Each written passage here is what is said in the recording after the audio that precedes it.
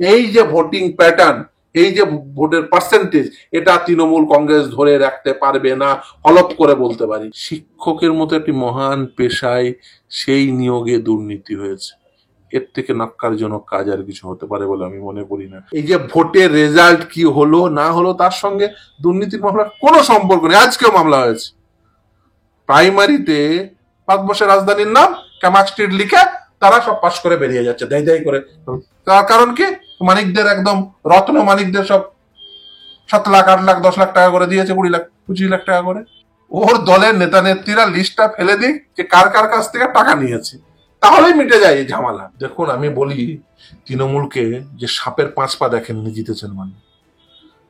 আপনারা যদি মনে করেন যে আমরা জিতেছি মানে যা ইচ্ছা তাই করব, তাহলে কিন্তু আপনাদের আগামী দিন অত্যন্ত ভয়ঙ্কর। গণতন্ত্রের একটা স্বাভাবিক নিয়ম আছে কি বলুন তো, যত বেশি নিম্নমুখী চাপ দেবে তত বেশি ঊর্ধ্বমুখী চাপ তৈরি হবে। মারবো কম, দৌড় করাবো বেশি। বাংলার বাংলার যে 42টি আসনের মধ্যে 23টি আসনে প্রার্থী দিয়েছিল সিপিএম। বামফ্রন্টের শরিক দলগুলি প্রার্থী দিয়েছিল 7টি আসনে। ফল প্রকাশের পর দেখা যাচ্ছে রাজ্যে সিপিএম এর 23 জন প্রার্থীর মধ্যে মাত্র দুজনের জামানত রক্ষা পেয়ে, মানে জামানত রক্ষা করতে পেরেছেন বলা চলে। বাকি 21 জনের যে একরকম রাজনৈতিক পরিভাষায় জামানত বাজেয়াপ্ত হয়ে গিয়েছে বলছেন রাজনৈতিক মহলের একাংশেই আলোচনাটা হচ্ছে। কেন এই ফলাফল হলো বলে আপনি যদি ব্যাখ্যা করেন? দেখুন আমি যদি এই ভোটিং প্যাটার্নটা আপনি বলেন তাহলে আমি এবার বলবো এবারে লোকসভা ভোটিং প্যাটার্ন ছিল pro Modi or anti Modi. Pro Modi vote বিজেপির পক্ষে, এই অ্যান্টি মোদি ভোট সেটার ক্ষেত্রে মমতা বন্দ্যোপাধ্যায় ইন্ডিয়া জোট নিয়ে একটা কনফিউশন ক্রিয়েট করেছিল। মমতা বন্দ্যোপাধ্যায় এই রাজ্যে ধর্মীয় মেরুকরণ করার চেষ্টা করেছিল এবং সেটা কিছুটা করতেও সক্ষম হয়েছে। এবং সাম্প্রদায়িক রাজনীতি মমতা বন্দ্যোপাধ্যায় করেছিল এবং তার ফলে এই যে অ্যান্টি মোদি ভোট সেটা মমতার পক্ষে গেছে। আপনি জাস্ট আগের বছরের 23-এর পঞ্চায়েত নির্বাচনের ফলাফলগুলো একবার দেখে নেবেন। আচ্ছা 23-এর পঞ্চায়েত নির্বাচনের পরে 24-এর লোকসভা নির্বাচনের অন্তর্বর্তীকালীন সময়ে এমন কি পরিস্থিতির পরিবর্তন ঘটেছে যে বামেদের ভোট এতটা কমে যাবে? বাম কংগ্রেস জোটের ভোট কিন্তু বাড়ছিল। 23 থেকে 24-এর মধ্যে এমন কোনো রাজনৈতিক পরিবর্তন ঘটেনি। তারপরেও কেন এটা হলো তার কারণ আমাকে যদি সিম্পলি অ্যানালিসিস করতে বলেন তাহলে বলবো যে প্রো মোদি অর অ্যান্টি মোদির মধ্যে এরা মানে একটা মমতা বন্দ্যোপাধ্যায় একটা কনফিউশন ক্রিয়েট করতে সক্ষম হয়েছিলেন, বিশেষ করে তার ইন্ডিয়া জোটে থাকা না থাকা, দ্বিতীয় হচ্ছে এই রাজনৈতিক মেরুকরণের যে জায়গাটি সাম্প্রদায়িক মেরুকরণ, সেই তার ফলে একটা মমতা বন্দ্যোপাধ্যায় এই কনফিউশন ক্রিয়েশনের ফলে এবং এই সাম্প্রদায়িক রাজনীতির বিষকে সমাজে ছড়িয়ে দেওয়ার জন্য কিছুটা হলেও তিনি ভোটটা কনসলিডেট করতে পেরেছেন এবং তার ফলে কিছুটা ভোট তার পক্ষে গেছে। কিন্তু আমি মনে করি না যে এর প্রভাব আগামী বিধানসভা নির্বাচনে পড়বে, কারণ বিধানসভা নির্বাচনে নিশ্চিতভাবেই মমতা বন্দ্যোপাধ্যায়ের তার অ্যাসেসমেন্ট হবে। লোকসভা ভোটে যেমন নরেন্দ্র মোদীর অ্যাসেসমেন্ট হয়েছে, বিধানসভা ভোটে মমতা বন্দ্যোপাধ্যায়ের অ্যাসেসমেন্ট হবে। সেই ক্ষেত্রে মানুষজন জানবেন বুঝবেন যে এই ভোটের মাধ্যমে মমতা বন্দ্যোপাধ্যায়কে পরিবর্তন করা সম্ভব। তার কারণ মানুষজন জেনেছিলেন এবং বুঝেছিলেন। আর বিশেষ করে পশ্চিমবঙ্গের ভোটিং প্যাটার্ন যদি আপনি দেখেন, যেহেতু ধর্মীয় রাজনীতির যে দেশের বিপদকে আগে সরায় তারপরে রাজ্যের বিপদকে সরাও, দেশের বিপদ সরাতে গিয়ে এই রাজ্যের বিপদের দিকে অনেকে হয়তো একটু নজরআন্দাজ করে দিয়েছেন বলা চলে। ফলে নরেন্দ্র মোদীর সঙ্গে লড়ার জন্য পশ্চিমবঙ্গে মমতা বন্দ্যোপাধ্যায় কিছুটা ছাড় পেয়েছেন পশ্চিমবঙ্গের মানুষের কাছে। কিন্তু এই যে দেশের বিপদ মোদীকে শিক্ষা দিয়েছেন লোকসভাতে, রাজ্যের বিপদ মমতা দিদিকে আগামী বিধানসভায় সে রাজ্যের মানুষ একেবারে সঠিক শিক্ষা দিয়ে দেবেন। দাদা আমরা দেখেছিলাম এবারে সিপিএম এর তরফ থেকে যে প্রার্থী তালিকা দেওয়া হয়েছিল নির্বাচনে, তাতে একদম শুরু থেকেই চমক ছিল। এবার রাজ্যে এক ঝাঁক তরুণ মুখকে প্রার্থী করেছিল সিপিআইএম, তাদের সকলেরই জামানত বাজেয়াপ্ত হলো। না না এইটা নিয়ে আপনারা বলছেন বটে মিডিয়া কুল, কিন্তু মানে আমি এটার সঙ্গে একদম সহমত নই। তার কারণ হচ্ছে যে বামেরা তরুণ মুখেদের রাজনীতিতে নিয়ে আসে না, রাজনীতিতে সুযোগ দেয় না। এটা একটা কমপ্লিটলি অবান্তর একটি মানে বলতে পারেন প্রচার। এবং শুধু তাই নয়, এই প্রচারে কিছুটা হয়তো হলেও কিছু কিছু মানুষজন হয়তো প্রলুব্ধতা দেখিয়ে ফেলেন, আমি তাদের সঙ্গে একদম সহমত পোষণ করি না। আপনি এবারে ভোটিং প্যাটার্নটা দেখুন, এবারে ভোট বিশ্লেষণ করে দেখুন, সব থেকে বেশি ভোট পেয়েছে, যারা সব থেকে বেশি ভোট পার্সেন্টেজ বাড়াতে সক্ষম হয়েছে কে? মোহাম্মদ সেলিম, সুজন চক্রবর্তী। তারা কারা? তারা তরুণ, মানে এবারে প্রার্থী হলো নতুন তা তো নয়। আবার এই সুজন চক্রবর্তী, মোহাম্মদ সেলিমকে বামেরা যখন নেতৃত্বে তুলে আনে তখন তাদের বয়স কত ছিল?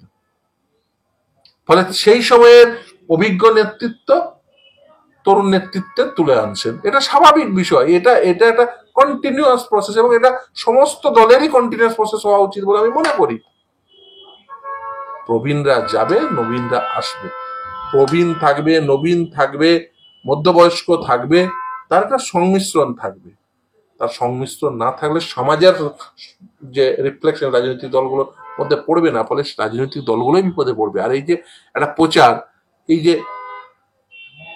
প্রবীণদের মানুষ পছন্দ করছে না, সব নবীন দিতে হবে, দেখলেন তো ভোট পার্সেন্টেজে প্রমাণ হয়ে গেল সে ঠিক নয়। ফলে এই যে প্রচারের প্রলুব্ধতা দেখালে হবে না, বাজারি প্রচারে প্রলুব্ধতা দেখালে হবে না। এটা একটা নিরন্তর প্রক্রিয়া, সেই নিরন্তর প্রক্রিয়ার মধ্য দিয়েই নেতৃত্ব উঠে আসবে বলে মনে করি। মুখ্যমন্ত্রীর 1,000 টাকার যে অনুদান, সেই অনুদানের কাছে কি কোথাও গিয়ে মানে হার মেনে গেল? মানে রাজ্য জুড়ে আমরা দেখেছিলাম একাধিক দুর্নীতি, একটা প্রতিষ্ঠান বিরোধী হাওয়া ছিল। এই মুখ্যমন্ত্রীর 1,000 টাকার ভাতার কাছে কি বারংবার হেরে যাচ্ছে বিরোধীরা? না না, একদমই না। এটা এটা সম্পূর্ণ অপপ্রচার, সম্পূর্ণ অপপ্রচার। আমি এই অপপ্রচারে বরঞ্চ এই অনুদান যেটাকে বলছেন সামাজিক সুরক্ষা প্রকল্পে, এই যে সামাজিক সুরক্ষা প্রকল্পে সরকারকে ব্যয় করতে হবে, এটা কাদের কথা? বামেদের কথা।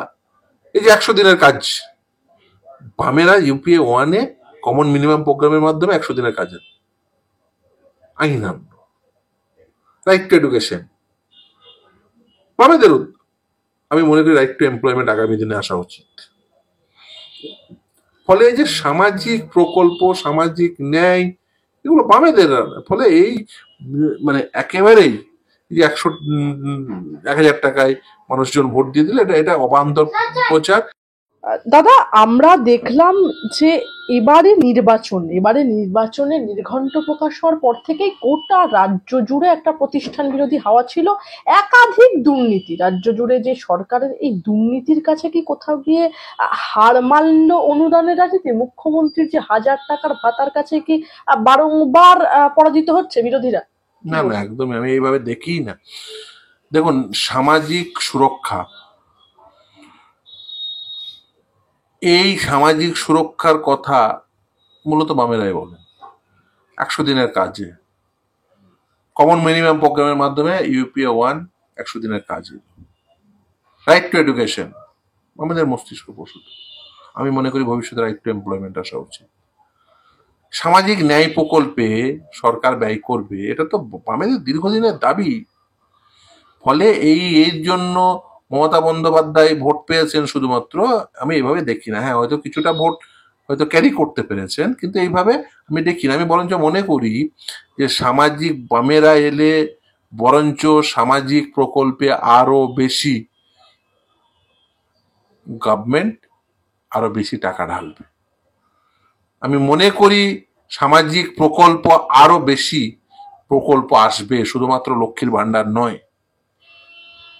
প্রত্যেকের জন্য শিক্ষা, প্রত্যেকের জন্য স্বাস্থ্য, প্রত্যেকের জন্য গৃহ, প্রত্যেকের জন্য কর্মসংস্থান, সব থেকে গুরুত্বপূর্ণ। কাজের ব্যবস্থা করতে হবে। যতদিন পর্যন্ত কাজ না দিতে পারছো ততদিন পর্যন্ত রাষ্ট্রকে দায়িত্ব নিয়ে তাকে ভাতা দিতে হবে।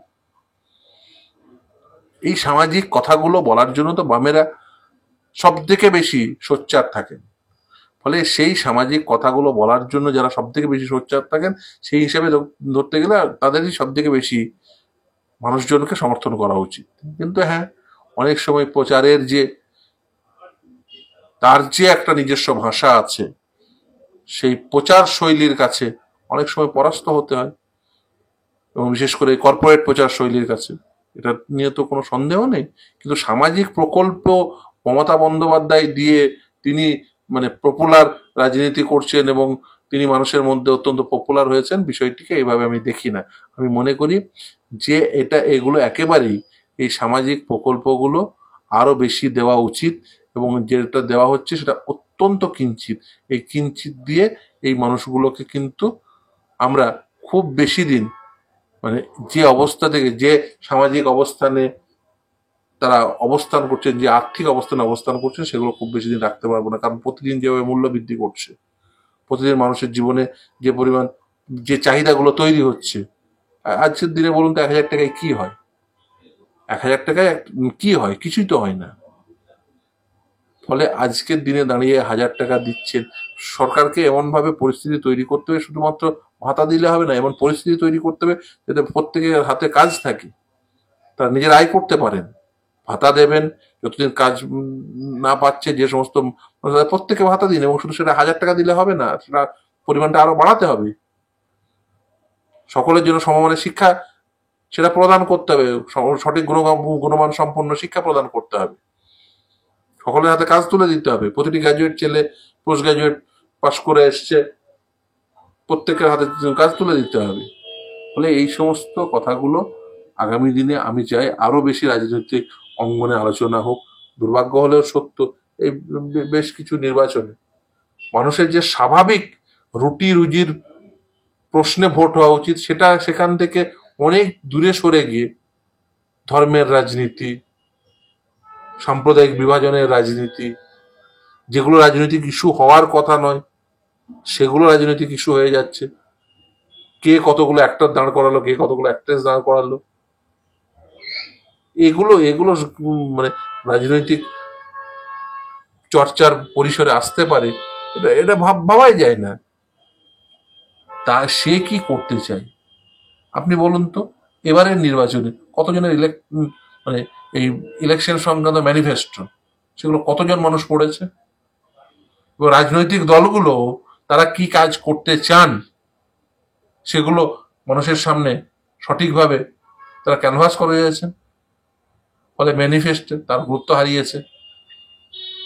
এই ধরনের এই যে চটুল প্রচার, তাতে এক ধরনের ওই সহজতর পথ বেছে নেওয়া হচ্ছে, এটা সঠিক নয়। আমি মনে করি যে আরো বেশি গভীরে রুটি রুজির লড়াইয়ে কথা বলে রাজনীতি করা উচিত।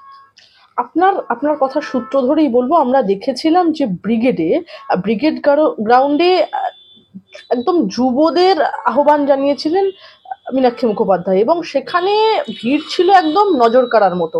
এরপরও এবং সেখানে আমরা দেখেছিলাম একদম শেষে সেখানে মানে প্রিয়াম্বল অফ দ্য কনস্টিটিউশন, মানে মানে আমাদের সংবিধানের প্রস্তাবনাটা পড়া হয়েছিল। এবার আমি একটা কথা বলি, এই এত কিছুর পরেও এই যে লোকসভা নির্বাচনে আশানুরূপ ফল না হওয়া, এবং রাজনৈতিক মহলে বিরোধীরা আপনাদের বলছে রীতিমতো ভরাডুবি, এর পরে বাম রাজনীতির, বাংলায় বাম রাজনীতির ভবিষ্যৎ দর্শনটা কি? দেখুন, আমি শুধু শুধু বাংলায় না, আমি মনে করি বিশ্বব্যাপী বাম রাজনীতির ভবিষ্যৎ অত্যন্ত ভালো। কেন এ কথা বলছি? মানুষ থাকলে মানুষের মধ্যে দ্বন্দ্ব থাকবে, মানুষ রুটি রুজির লড়াইয়ে থাকবে। সেই জন্যই তো দেখছেন না, যখন পশ্চিমবঙ্গের মানুষ রুটি রুজির লড়াইয়ে ফিরতে চাইছে, তখন এই রাজ্যের মুখ্যমন্ত্রী রুটি রুজি লড়াই থেকে দৃষ্টি ঘুরিয়ে দেওয়ার জন্য তাকে রামকৃষ্ণ মিশন, ভারত সেবাশ্রম সংঘ বলতে হয়। কেন? এসএসসির দুর্নীতি নিয়ে যেমন বিচারালয়ে লড়াই চলেছে, রাস্তার লড়াইও চলেছে, মানুষজন রুটি রুজির লড়াইয়ে ছিল। এতে আতঙ্কিত হয়ে যাচ্ছে মমতা বন্দ্যোপাধ্যায়ের মতো মানুষেরা। তারা ভাবছেন, তারা বুঝতে পারছেন যে মানুষজন যদি রুটি রুজির লড়াই করে, মানুষজন যদি রুটি রুজি নিয়ে প্রশ্ন করে, তাদের রুটি রুজি নিয়ে যদি তারা মনে করে যে সেটা রাজনৈতিক বিষয় হবে, তাহলে এই ধরনের রাজনৈতিক দলগুলো, মমতা বন্দ্যোপাধ্যায়ের মতো নেত্রীরা, তাদের কোনো অস্তিত্ব থাকবে না। তার কারণ তারা চটুলতার রাজনীতি করেন। তারা ওই যে সহজ পথটি, রাজনীতির সহজ পথটি বেছে নেন। সেই জন্য তারা বলেন দেখেন মুসলমানদের হাসপাতাল, তারা রামকৃষ্ণ মিশন, ভারত সেবাশ্রম সংঘকে আক্রমণ, এই সহজ পথগুলো, চটুল রাজনীতি পথগুলোকে তারা বেছে নেন। তারা কখনোই এই যে তুলনায় যেটা মানুষের কাজে লাগবে, মানুষের সঙ্গে থেকে যে রাজনীতি, মানুষের রুটি রুজির লড়াইয়ের যে রাজনীতি, তারা সেটা একদম অপছন্দ করেন। তাদের নাপসন্দ, তাদের এই নাপসন্দের রাজনীতি, যে রুটি রুজি লড়াই, মানুষের সামাজিক ন্যায় পাওয়ার লড়াই, এই লড়াইয়ে এরা কিন্তু একেবারে কমফোর্টেবল নয়। মমতা বন্দ্যোপাধ্যায়ের মতো নেত্রীরা এরা কমফোর্টেবল না। সেই জন্য এরা কি করে দেখবেন, এই লড়াইগুলোকে ডাইলুট করার জন্য এরা উন্নতর পথ খুঁজে বের করেন। সেখানে চটুলতা রয়েছে, সেখানে পাগলু ড্যান্স রয়েছে, সেখানে দেখবেন ওই এখান থেকে ওখান থেকে ধরে এনে ভোটের ময়দানে নামিয়ে দেওয়া রয়েছে। আমি কাউকে অসম্মান বা অশ্রদ্ধা করছি না, কিন্তু এই যে রাজনৈতিক চটুলতা তৈরি করা, এতে যথেষ্ট বেশি কনসেন্ট্রেট করে রাজনীতিকে ডাইলুট করছেন। এটা কিন্তু গণতন্ত্রের বিপদ। আর একটা গণতন্ত্রের সব থেকে বড় বিপদ রয়েছে বলে আমি মনে করি, এবং সেটা উত্তরোত্তর বাড়ছে। সেটা হচ্ছে কর্পোরেট পুঁজি এবং কর্পোরেট সংস্থা দিয়ে ভোট পরিচালনা। এতে কিন্তু রাজনৈতিক দলগুলো তাদের বিড়ম্বনা বাড়াচ্ছেন। এই যে কুইড প্রো রিলেশন তৈরি হবে, কারণ রাজনৈতিক দলগুলোর তাদের ভোট পরিচালনা, তাদের রাজনৈতিক কর্মী, তাদের রাজনৈতিক দর্শন, সেটা কিন্তু কর্পোরেট সংস্থা বা কর্পোরেট পুঁজির তাদের কুক্ষিগত সম্পদে পরিণত হচ্ছে। এই কুক্ষিগত সম্পদ কিন্তু সেগুলো ট্রান্সফার হচ্ছে। ফলে এই যে দেওয়া নেওয়ার সম্পর্কগুলো, সেগুলো কিন্তু রাজনীতির বিপদ ডেকে আনতে বাধ্য, এবং এরা হয়তো স্বল্প সময় লাভের জন্য এই রাজনৈতিক বিপদগুলোকে প্রতিদিন বাড়াচ্ছে। রাজ্যে এত দুর্নীতির অভিযোগ, যেখানে নেতা মন্ত্রীরা জেলে, তারপরেও কেন তৃণমূলের ভোটে এর কোনো প্রভাব পড়লো না বলে আপনার মনে হয়? দেখুন, আমি এবারের ভোটটা কিন্তু এভাবে দেখিনি। এবারের ভোট কিন্তু দুর্নীতির প্রশ্নে মানুষদের, কারণ এবারের ভোটে মানুষজন খুব ভালো করে জানেন এই রাজ্যের মানুষ অভিযোগ কাদের বিরুদ্ধে, খুব স্পষ্ট করে বলে অভিযোগ হচ্ছে তৃণমূলের বিরুদ্ধে। আচ্ছা, যদি তৃণমূল শূন্য পেত আর বিরোধীরা 42টি পেত, তাহলে কি মমতা বন্দ্যোপাধ্যায় কি মুখ্যমন্ত্রী থাকতেন না? আমি মনে করি ভারতবর্ষের মানুষ অত্যন্ত বুদ্ধিমান, বিশেষ করে এই রাজ্যের পশ্চিমবঙ্গের বাঙালিরা তো অত্যন্ত বুদ্ধিমান। সেই জন্যই তারা দেখেছেন দেশের বিপদকে আগে সরায়, তারপর রাজ্যের বিপদকে সরাবো। দেশের বিপদ মোদি, রাজ্যের বিপদ দিদি। এবারে মোদির বিপদ যেহেতু বড় বিপদকে আগে শিক্ষা দিই, পরে ছোট বিপদ যেটা আছে রাজ্যের বিপদ, স্থানীয় বিপদ, এই স্থানীয় বিপদটাকে সরিয়ে দেবো 26-এ।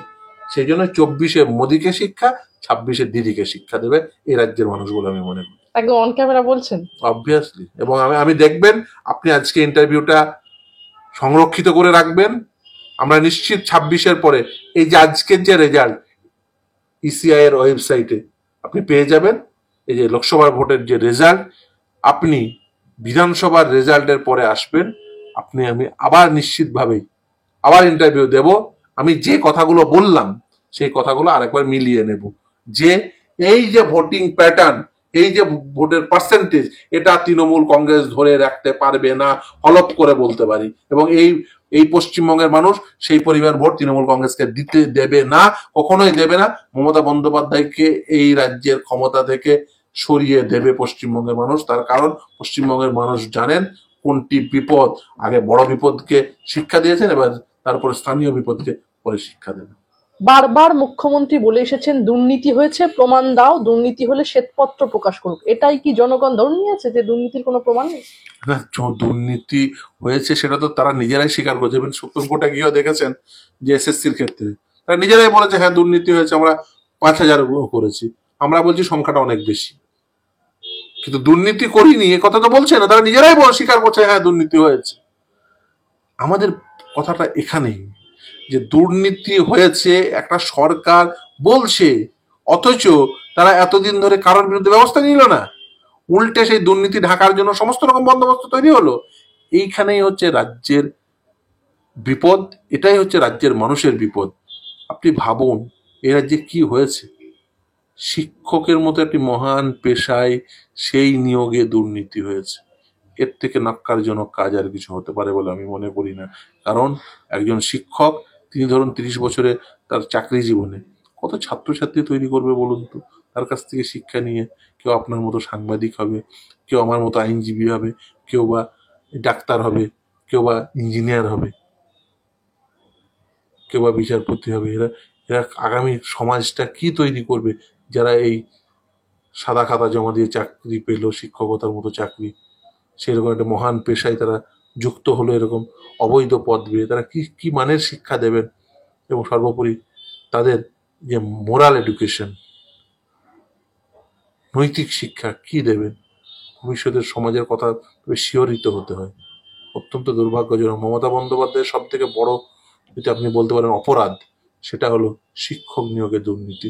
দেখুন, এটা তো বিডিও অফিসের একটা কর্মী নিয়োগের নয়, হয়তো সে কাজটা একটু মন্থর গতিতে করছে, ক্ষতি হবে, সেক্ষেত্রেও ক্ষতি, কিন্তু শিক্ষক নিয়োগের মতো এরকম একটা অত্যন্ত গুরুত্বপূর্ণ একটি পেশায় এই পরিমাণ দুর্নীতি, এবং এগুলোকে বেঁচে খেতে হবে, অত্যন্ত দুর্ভাগ্যজনক।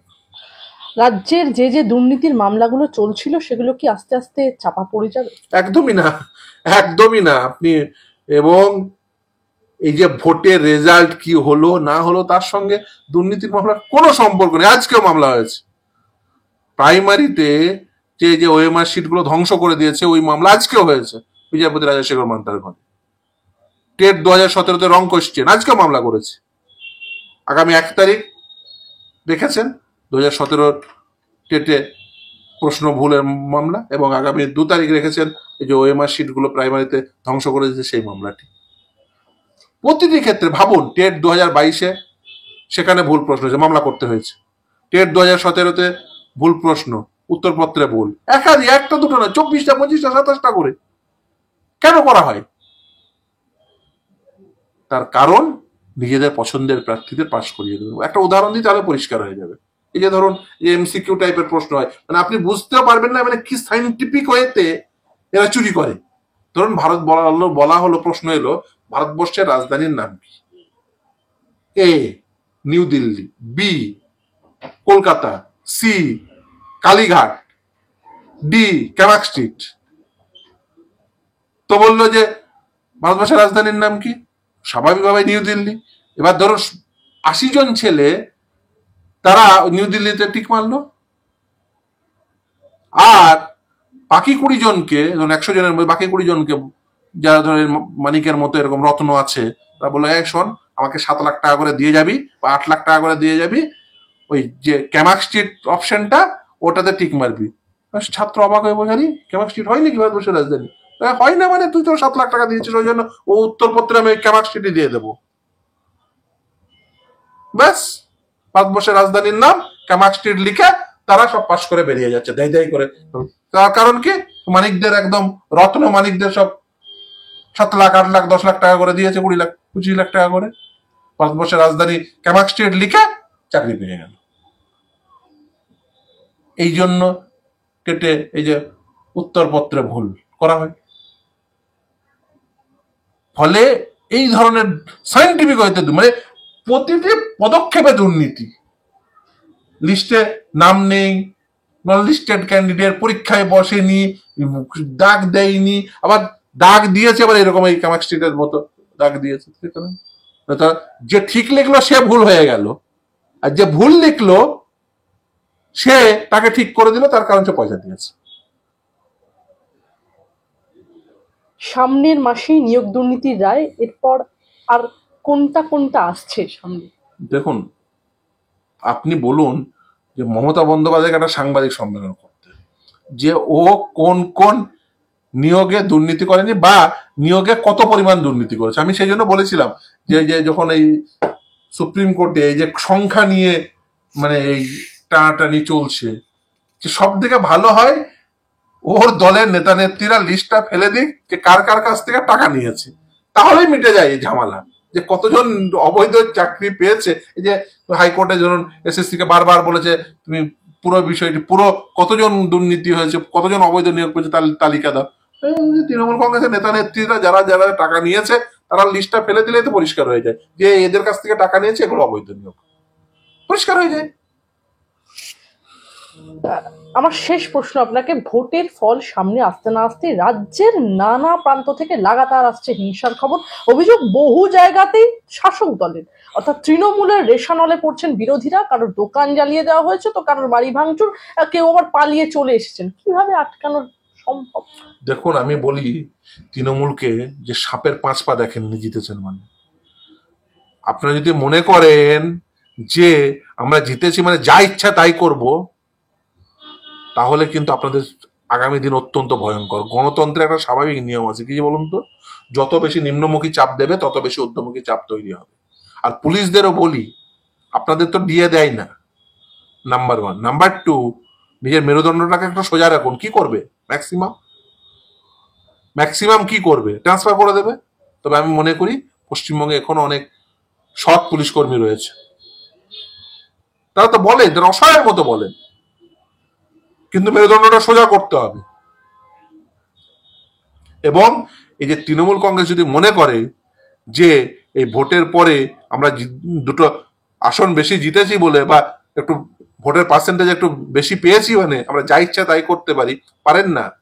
বলে যাবেন না যে এখনো পর্যন্ত ভারতবর্ষে গণতন্ত্র রয়েছে, বিচার ব্যবস্থা রয়েছে। আপনি যদি অপরাধ করেন কিভাবে শাস্তি দিতে হয় আমরা জানি। মারবো কম, দৌড় করাবো বেশি। দাদা, আপনি যে সূত্র ধরে বলেন, একটা প্রশ্ন তো না করলেই নয়। সাম্প্রতিককালে এই প্রার্থী নিয়েই কথা হচ্ছিল, তো শাসক দলের ক্ষেত্রে আমরা দেখলাম একজন অভিনেতা, এবং তিনি খুবই সুপরিচিত একজন অভিনেতা, সোহম। আহ, আমরা সবাই দেখেছি বিভিন্ন ঘটনা, এবং পরবর্তীকালে তিনি ক্ষমা চাইলেন। কেন তিনি ক্ষমা চাইলেন বলে আপনার মনে হয়? দেখুন, এখন বুঝতে পেরেছে যে হাওয়া খারাপ, আর শাসক দলের এমএলএ এই ব্যবহার করছে, এটা অবাক হওয়ার কিছু নেই। আপনি মমতা বন্দ্যোপাধ্যায়কে দেখুন, সে কি করেছিল?